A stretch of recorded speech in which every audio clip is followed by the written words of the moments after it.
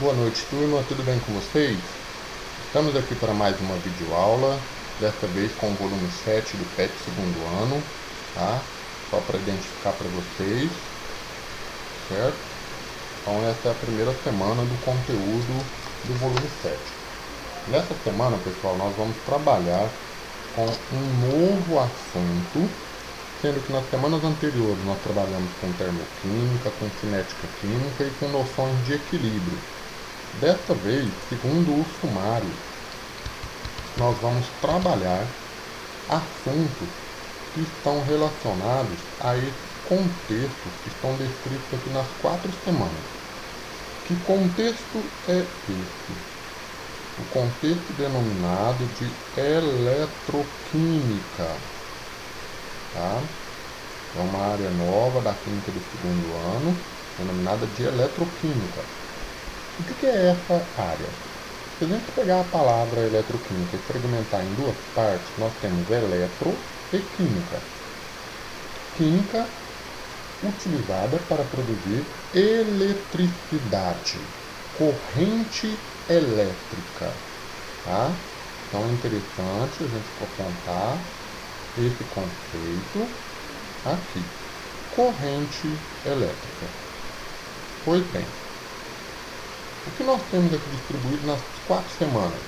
Conceitos básicos de oxidação, redução, oxidante e redutor, que é o da primeira semana, na página 38, tá? É o que nós vamos discutir daqui a pouco.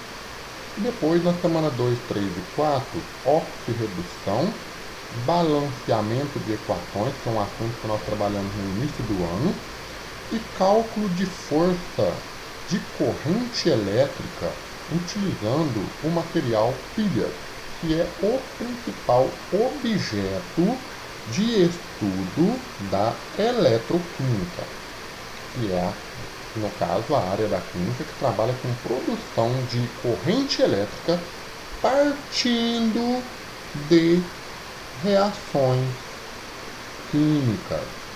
Existem reações químicas que produzem, por exemplo, energia. Tem reações químicas que produzem corrente elétrica. Então, aquelas reações que produzem energia ou que utilizam energia para acontecer, seja absorvendo ou liberando, foram estudadas lá na termoquímica. Agora, as reações químicas que produzem corrente elétrica para o funcionamento de pilhas serão estudadas na eletroquímica. Pois bem, pessoal, para estudar esse assunto, eu vou posicionar aqui na página 38, tá? Para mostrar para vocês o assunto da primeira semana de uma maneira correta, certo? Deixa eu verificar aqui rapidamente o posicionamento do conteúdo para que a gente possa discutir. Então vamos lá.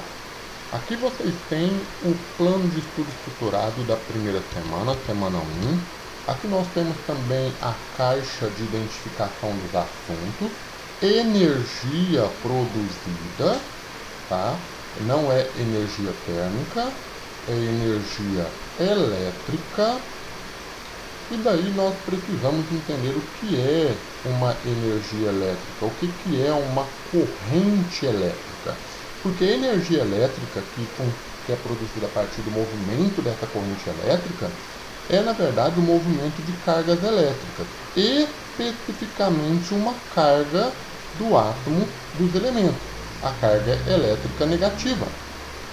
É o movimento de elétrons que faz ocorrer a corrente elétrica, ok? Então veja bem, nós precisamos de certa forma, através desses conceitos, entendermos como nós podemos retirar e como nós podemos inserir elétrons de um átomo para o outro. Essa questão de retirar elétrons, fazendo com que ele perca ou que receba elétrons, fazem parte do contexto de dois conceitos de suma importância, tá? Que é o conceito de oxidação e é o conceito de redução, tá? Oxidação, redução. Oxidação é o processo químico onde ocorre a perda de elétrons, enquanto a redução é um processo químico onde há o ganho de elétrons. E é importante frisar também, turma, que quem perde elétrons se transforma em um cátion. E quem ganha elétrons se transforma em um ânion. Então, os conceitos de oxidar, que significa perder elétrons para alguém, faz com que aquele elemento se transforme em um cátion. E esse elétron perdido vai para alguém que sofre o processo de redução. Logo, esse alguém se transforma em ânion. Ok? Isso daí, pessoal, tem como nós abordarmos a partir dos conceitos que estão vinculados no texto que o PET, volume 7, traz para nós, tá? Então eu chamo a atenção de vocês para esses dois primeiros parágrafos. Os dois primeiros parágrafos indicam aonde que nós temos corrente elétrica passando a eletricidade, fazendo com que certos objetos do nosso dia a dia funcionem, né? Sem a corrente elétrica, sem a eletricidade, esses objetos não existiriam e muito menos funcionariam. Pode ser que eles funcionariam de uma outra forma de energia, que não a elétrica. Tá certo? Pois bem, mas como que esses objetos funcionam? Eles funcionam por meio da eletricidade. O que é eletricidade? É uma corrente elétrica que circula através de um fio metálico. Mas como que ele circula? Pelo fluxo denominado e ordenado de elétrons que transitam pelo fio. Esse fluxo é que realiza o trabalho de acender uma lâmpada, movimentar um motor, fazer um computador funcionar ou um aparelho de ar-condicionado refrescar o seu quarto. E aí que nós temos uma observação. Como que se produz corrente elétrica? Há dois processos básicos que nós vamos encontrar na página seguinte. É possível produzir corrente elétrica a partir de geradores que transformam o movimento deles em energia elétrica.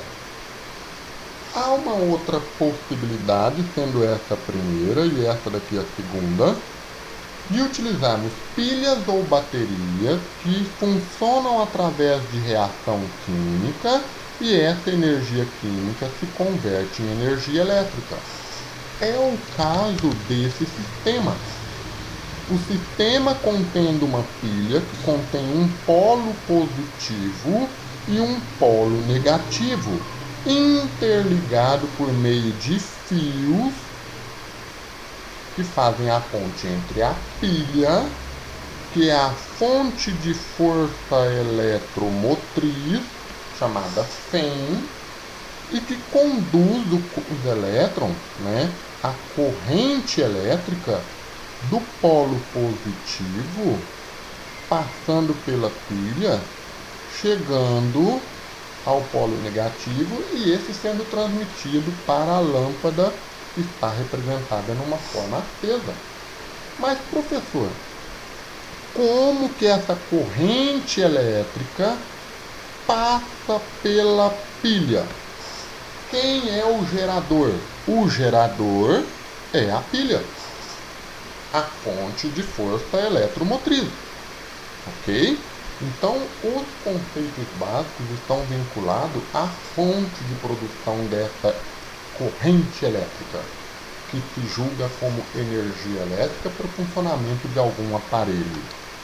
Pessoal, cabe aqui dizer que esses geradores elétricos, eles são movidos, por exemplo, no caso de uma queda de água, no caso de um motor a diesel ou mesmo vapor de água, tá?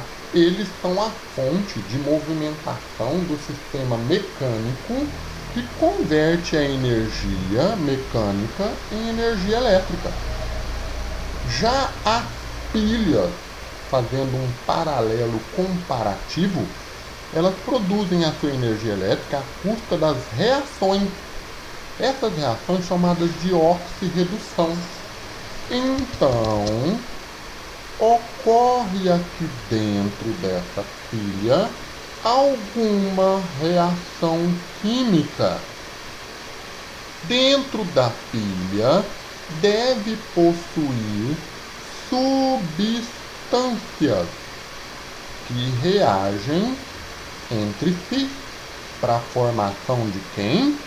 Da corrente elétrica, que faz com que a pilha ceda a corrente elétrica para o sistema, inserindo lâmpada e o soquete, que é o sistema de acoplamento para a lâmpada, correto? Então, aí nós temos um importante conceito do que é uma reação de oxidação e uma reação de redução. Esses são os conceitos básicos que nós temos que aprender hoje, tá? Portanto, ainda é importante para esse começo de conversa desta semana entender que as pilhas ocorrem dentro delas as reações que produzem corrente. E no caso de um sistema chamado eletrólise, é o contrário, a corrente elétrica provoca a reação. Nas pilhas, reações provocam a formação da corrente. Aqui já é o contrário. Ok?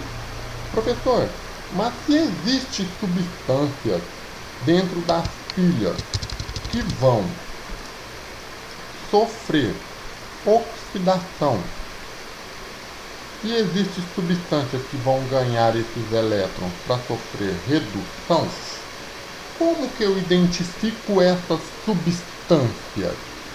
Como que eu vou saber quais substâncias sofrem oxidação, quais substâncias sofrem redução? Seria essas substâncias as substâncias químicas?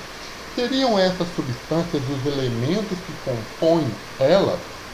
Aí eu chamo a atenção de vocês para o conceito básico que nós devemos carregar dentro da eletroquímica. O conceito denominado de número de oxidação.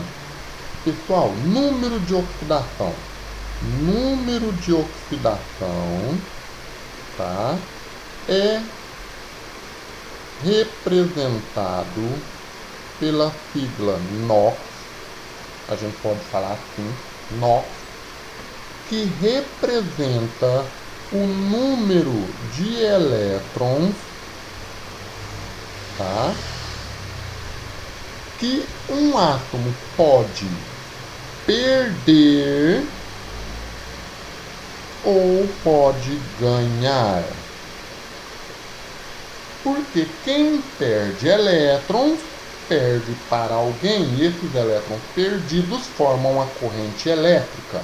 Esses elétrons que formam a corrente elétrica vão para uma outra substância que deve receber esses elétrons. A corrente elétrica formada permite o funcionamento do sistema. E a reação química que ocorre na pilha, por exemplo, ela é constante até que se perca a qualidade da pilha e ela não funcione mais. Por quê? Porque cessa a reação. Então eu tenho que saber quantos elétrons um determinado elemento pode perder e quantos ele pode ganhar. É isso, professor? Sim, é isso. E com essa quantidade de perda ou de ganho, eu sei o número de oxidação dele? Isso mesmo. Ok? Então, eu tenho que mostrar para vocês, no próximo slide, algumas regras básicas para calcular ou encontrar o número de oxidação. Vamos passar para o próximo slide. Melhor, continuidade da página. Olha só. Eu tenho aqui, pessoal, cerca de 9 regrinhas. Vocês façam, por favor, um resumo básico dessas regrinhas, tá? Primeira regra: o número de oxidação de substâncias simples é sempre zero. O que é uma substância simples? É uma substância formada por um único elemento. Professor, mas onde é que eu vou colocar esse número de oxidação da substância? Normalmente aqui em cima. Eu sei que o NOx dela é igual a zero. No caso da substância O2, formada por um único elemento, 2 átomos de oxigênio, número de oxidação igual a zero. No caso do sódio, sozinho, independente do estado físico, sólido, líquido, gasoso, número de oxidação igual a zero. Professor, mas por que é igual a zero? Ele não está perdendo elétrons nem ganhando para ninguém. Ele não perde para alguém diferente dele. O elétron do nitrogênio não pode ser removido para o outro nitrogênio. Ele tem que ser removido para alguém diferente dele.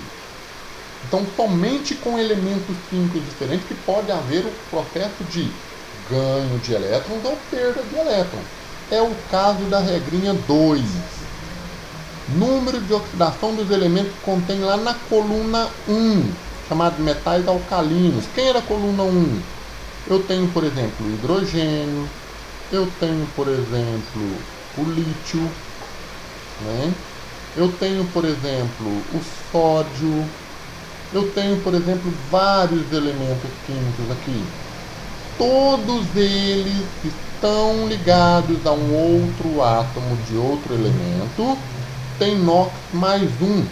Então, família 1A, ele é NOx mais 1, então significa que ele perde um elétron. E como que eu vou representar isso? Eu vou dar um exemplo aqui, ó. NaCl. NaCl, o Na é da coluna dos metais alcalinos. Então ele perde um elétron. Se ele perde para alguém. Esse alguém é o cloro. O cloro, por exemplo, se ele ganha esse um elétron, ele vai com o sinal -1. Então aí eu tenho dentro do composto NaCl a percepção de quem é o elemento que sofre oxidação e quem é o elemento que sofre redução. Oxidação, perda. Redução, ganho. Correto? Então estou olhando pelo composto. A mesma coisa aqui, ó. Potássio e flúor. O potássio faz parte da coluna 1A. Então, potássio, oxidação, perde 1, ele perde para o elemento que está do lado dele, o flúor. E recebe. Então, ele fica com carga negativa, -1. Então, eu tenho quem sofreu oxidação e quem sofreu redução. Correto? Pessoal, esse quesito de oxidar e reduzir é característica básica de compostos iônicos. Compostos onde há formação de íons, positivo e negativo. Então guarde bem essas regrinhas iniciais, tá certo? Regra número 3.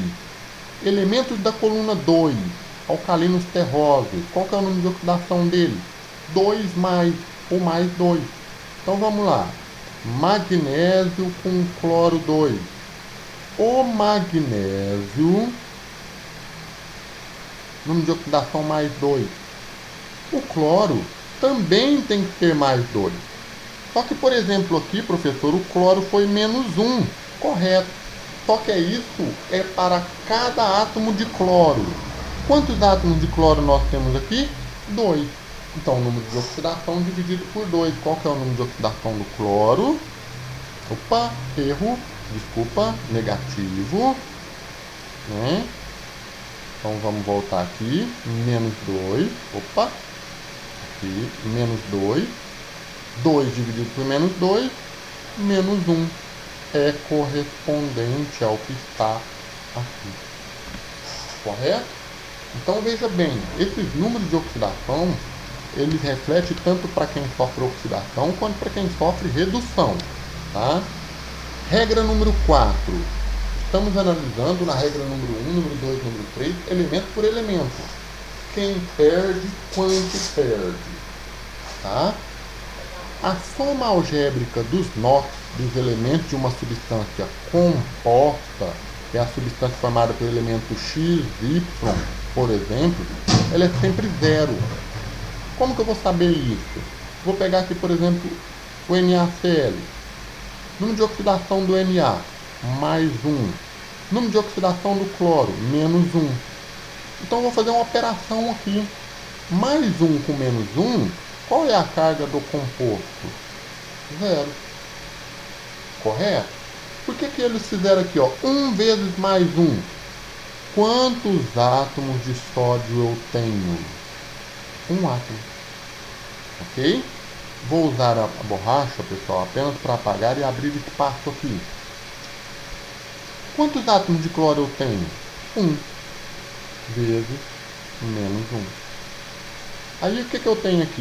Mais 1, que é o resultado, com menos 1, que é o outro, é igual a zero. Número de oxidação do cloreto de sódio, 0.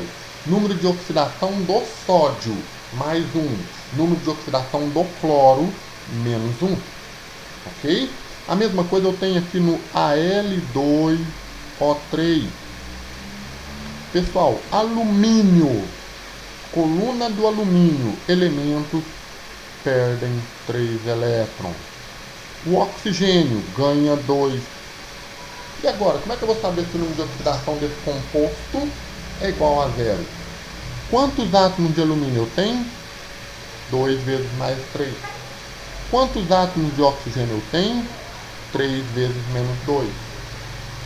2 vezes mais 3, mais 6. 3 vezes menos 2, menos 6. Qual é a carga total? Mais 3 menos 6, igual a 0. Ok? Então essa operação aqui, ela traduz para nós a recomendação número 4. Tá certo? Então vamos ficar de olho nessa parte aí. Regra número 5, pessoal. O hidrogênio, quando está ligado a outro elemento, pode ter 2 valores de NOx. Cuidado, tá? Pode ter o NOx mais 1 e pode ter o NOx menos 1. Ok? Então, fiquem de olho, dependendo da situação. Aqui eu tenho, no caso, o HCl. Cl, o NOx dele, número de oxidação é menos 1. Então, obrigatoriamente, do hidrogênio é mais 1. No caso desse composto aqui, NaH, o sódio, ele é mais 1. Então, do hidrogênio, menos 1. Ok? Então, tem essa diferença aqui. Oxigênio. O oxigênio, por exemplo, o número de oxidação é menos 2, como já destacado aqui em cima. Ó. Mas vamos pegar um composto Na2O. O Na, número de oxidação mais 1, tem 2 Na. Então, multiplico o número de oxidação total do número de átomos de sódio mais 2. Para isso, o oxigênio precisa receber esses 2 elétrons. Esses 2 elétrons tirados do sódio e passado para o oxigênio, deixa ele com carga negativa menos 2. Esse é o número de oxidação do oxigênio.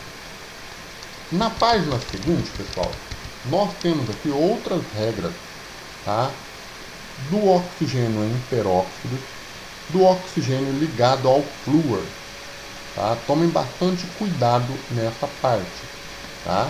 Eu vou chamar a atenção para vocês da regrinha número 7. Essa regrinha número 7, ela traz para nós íons de substâncias simples. Se tiver escrito assim, ó, Na+, qual que é o número de oxidação dele? Mais 1. Se tiver Fe3+, qual que é o número de oxidação dele? 3+, ou mais 3. Ok? Agora, na regra 8, nós temos algumas situações aqui, por exemplo. O SO4 2 menos. Esse composto aqui tem que sobrar com 2 menos de carga. Para isso, eu preciso descobrir, por exemplo, qual que é o número de oxidação de cada uma das partes. Oxigênio eu sei que é menos 2.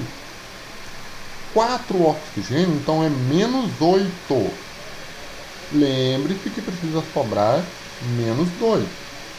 Qual o número que eu vou colocar aqui, chamado de N, que, subtraído de 8, o resultado é menos 2? Obviamente o número 6. E tem que ser um 6 positivo. 6 positivo menos 8, número de carga que sobra, menos 2. Então esse N aqui, ele vale mais 6, que é o número de oxidação do enxofre. Correto, pessoal? Agora a regrinha no número 9 para a gente encaminhar. Número 9 é dos elementos da coluna 17. Os elementos da coluna 17 são flúor, cloro, bromo e iodo. Aí eu trago o KF.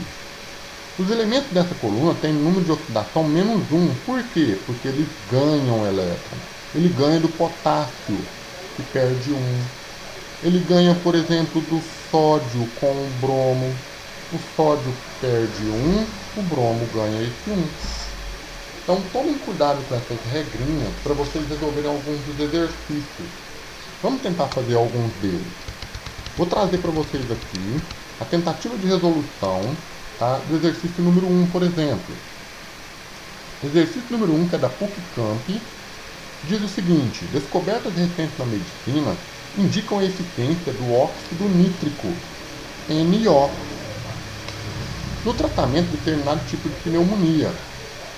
Facilmente oxidado pelo oxigênio, né, ele se transforma em NO2, oxidação de um composto, transformando em outro. Aí eles falam que o ácido nítrico deve ser recolhido em meio que não contenha O2 e pede para a gente avaliar o número de oxidação do nitrogênio. Número de oxidação do nitrogênio, essa é a regra, ó. NOx de quem? Do nitrogênio. Mas nos dois compostos que aqui estão. Então vamos verificar como é que a gente calcula o número de oxidação dele. Número de oxidação do oxigênio, menos 2. Número de oxidação, então, do nitrogênio, para compensar que seja um composto igual a 0, mais 2. Aqui do primeiro, mais 2. Então eu posso riscar a letra A, eu posso riscar a letra B, eu posso riscar a letra E. Do outro, pessoal, eu tenho que fazer a mesma coisa. Do oxigênio, menos 2. Como eu tenho 2 átomos de oxigênio, eu multiplico, menos 4. Qual é o número de oxidação no caso do nitrogênio para que o composto seja igual a 0, como ocorreu aqui? Ele tem que ser mais 4. Correto? Então, mais 2 e mais 4. Exercício número 1, resolvido. Tá certo? Então, a mesma coisa nós devemos fazer para os demais compostos que estão aqui, tanto no exercício 2 quanto nos outros exercícios. Tá? Então vamos fazer aqui o número 2 para a gente encerrar. Olha só, o odor característico da água sanitária ou água de lavadeira, chamada aqui boa, é causada pelo gás cloro. Olha o gás cloro aqui, Cl2, que misturado com a solução aquosa de hidróxido de sódio. O alvejamento provocado por essa solução explica a oxidação de substâncias coloridas, resultando em produtos incolores, é um bom removedor de cor. A ação alvejante ocorre de uma forma também bactericida, pela presença de hipocloritos no processo abaixo. Sal, cloreto de sódio, hipoclorito de sódio e água. O que eles pedem aqui? O número de oxidação dos átomos de cloro nessa reação. Pessoal, eu tenho cloro aqui como reagente. E depois eu tenho cloro como 2 produtos diferentes. Lembrem-se, Cl2 é substância simples. Qual é o NOx de uma substância simples? 0. Então estou partindo de número de oxidação 0 para chegar em alguém, que é o NaCl, e o NaClO. Eu tenho que descobrir. Então, vou apagar aqui, porventura, tá? Para fazer a descoberta do NaCl. Cloro, menos 1. Sódio, mais 1. Igual a 0. Então, qual é a do cloro aqui? Menos 1. Então, eu estou saindo de uma posição 0 para chegar numa posição menos 1. Professor, mas e o NaClO? NaClO, a mesma coisa. Do sódio, mais 1. Do oxigênio, menos 2.